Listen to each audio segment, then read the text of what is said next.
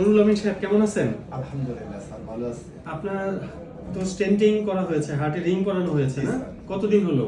Sir প্রায় 3 মাসের মতো হয়ে গেছে। 3 মাসের মতো হয়ে গেছে। তো এখন আপনার কি সমস্যা হয়? স্যার এখন স্যার বুকে হালকা ব্যথা করে। কখন আর ব্যথা হয়? খাওয়ার আগে পরে স্যার। আচ্ছা, খাওয়ার আগে পরে ব্যথা হয়। কেমন ব্যথা? হালকা ওই মানে একটু চিনচিনে ব্যথা? চিনচিনে ব্যথা। আপনি ডেইলি হাঁটেন কিনা? স্যার 4 দিন হাঁটি। কতক্ষণ হাঁটেন? 45 মিনিট 50 মিনিট। একটানা হাঁটেন? একটানা। হাঁটার সময় বুকে ব্যথা হয় কিনা? না স্যার। হাঁটার সময় বুকে ব্যথা বাড়ে কিনা? না স্যার। হাঁটার সময় বুকে ব্যথা বাড়ে না? না স্যার। বুকে ব্যথার জন্য দাঁড়াতে হয় না? না। হয়রান লাগে না? না। বুকে জাম লাগে না? না। বুক ভারী লাগে না? না। আচ্ছা, তার মানে এই ব্যথাটা আপনার হার্টের ব্যথা না।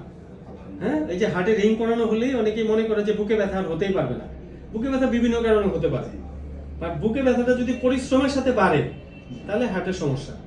আর এই হাঁটার সাথে সিঁড়ি বেয়ে ওঠার সাথে যদি বুকের ব্যথা না বাড়ে তার মানে এই ব্যথাটা হার্টের ব্যথা না। আলহামদুলিল্লাহ। এটা মনে রাখতে হবে। আলহামদুলিল্লাহ। ঠিক আছে, টেনশন করবেন না। জি স্যার। রিপোর্টও সব ভালো আছে আপনার।